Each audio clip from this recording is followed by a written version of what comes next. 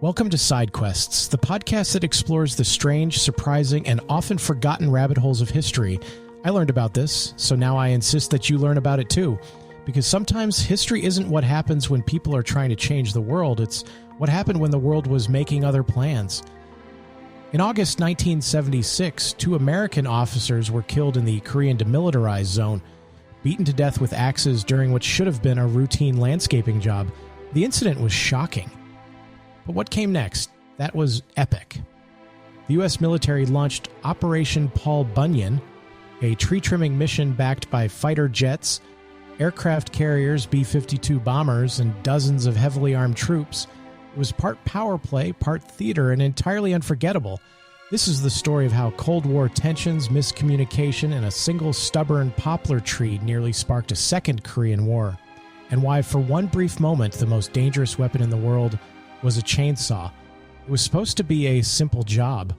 On the morning of August 18, 1976, a small team of U.S. Army and South Korean soldiers entered the joint security area in the Korean demilitarized zone. Their mission: trim a poplar tree. The tree stood near the Bridge of No Return, a tense crossing point where North and South Korean forces kept a constant eye on each other. The tree had grown so large that it blocked the line of sight between 2 key United Nations checkpoints, posing a security risk. The solution was straightforward: trim the branches, restore visibility, but nothing is simple in the DMZ. As the crew worked, they were approached by a group of North Korean soldiers. The 2 groups exchanged words. Accounts vary on what was said, but tensions escalated quickly. Suddenly, the North Korean soldiers attacked. Not with rifles, but with axes. In the chaos, 2 U.S. officers, Captain Arthur Boniface and First Lieutenant Mark Barrett, were beaten to death. Several others were injured. The North Koreans then retreated, leaving the Americans shocked and unarmed. Photos from the scene would later show the bloodied axes left behind, chilling symbols of what had happened. North Korea released a statement blaming the Americans for starting the fight. They denied responsibility, offered no apology, and warned the U.S. against retaliation. The United States, meanwhile, was stunned. 2 officers had been killed on a peacekeeping mission in broad daylight. The Cold War had no shortage of strange standoffs, but this one over a tree was about to become one of the most explosive, and the U.S. military was about to respond with a force so overwhelming it would feel like something out of a Hollywood blockbuster. 3 days after the killings, the U.S. launched Operation Paul Bunyan. It was not subtle. The plan: return to the tree and finish the job. But this time it wouldn't just be a work crew with clippers. This time they were bringing everything. On the morning of August 21st, 1976, 23 vehicles rolled into the joint security area. There were 2 full platoons of infantry, military engineers with chainsaws, riflemen, and a South Korean Special Forces unit trained in hand-to-hand combat. They brought grenade launchers, bayonets, and sidearms. The engineers had their chainsaws running before the vehicles even came to a full stop. Above them, B-52 bombers flying low in a show of force, F-4 Phantom fighter jets in the air, helicopter gunships circling the area, fully armed. In the waters off the Korean peninsula, the USS Midway aircraft carrier group moved into position, and just in case that wasn't enough, a nuclear-capable tactical airstrike squadron was placed on high alert at a nearby base. And what were they doing with all this power? They were cutting down a tree. It was a deliberate act of controlled intimidation, a live demonstration of force so absurdly large that even the most aggressive interpretation couldn't justify escalation. It was saying, we're not here to start a war, but we're absolutely not backing down. The operation took just 42 minutes. The tree was felled without a single shot fired. North Korean guards stood silently across the border, watching, but not interfering. After the job was done, the American troops gathered the logs and branches, loaded them into trucks, and drove away. It was somehow the most peaceful, high-risk military engagement of the Cold War. And it worked. Operation Paul Bunyan didn't just clear a line of sight. It sent a message loud enough to be heard all the way to Pyongyang. To an outsider, Operation Paul Bunyan might look like overkill, and let's be honest, it kind of was. But in the Cold War, optics were everything. Every move, no matter how minor, was weighed, measured, and scrutinized for hidden meaning.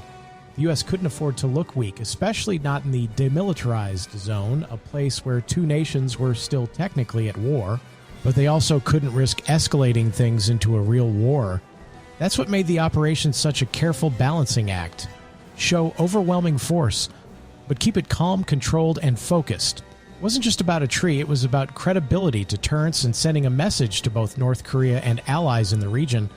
The brilliance of Paul Bunyan was that it allowed the U.S. to respond with overwhelming strength without firing a single shot.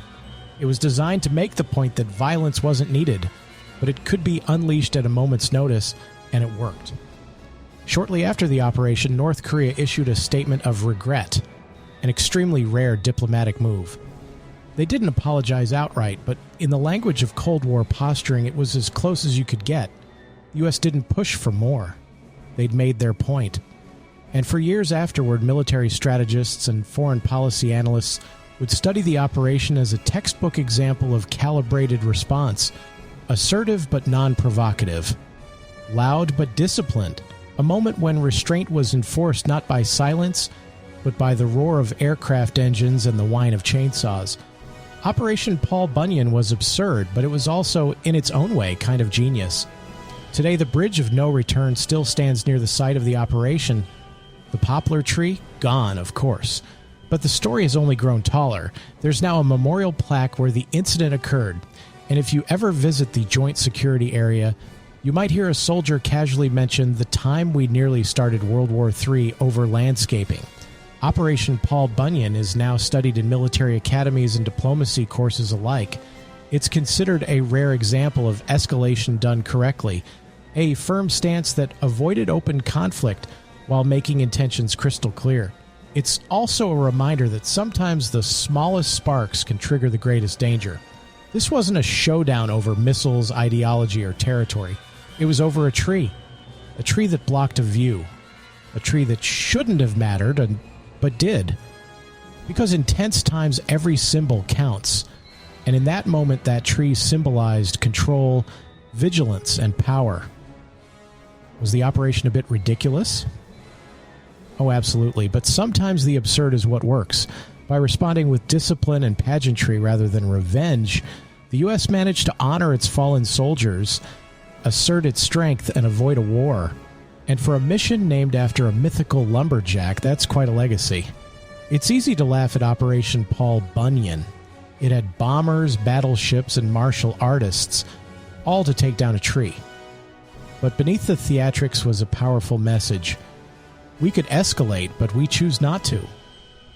This time. The Cold War was full of standoffs, but few were as symbolic or as strangely cinematic as this one. And while it may not show up in many history textbooks, it's a perfect example of how small things, petty things even, can carry enormous weight when the world's holding its breath. That's it for today's Sidequest. If you enjoyed the little detour from the blood and guts of daily life, subscribe, leave a review, and tell a friend who loves history's odd corners. This has been Sidequests, because history is what happens when the world is making other plans.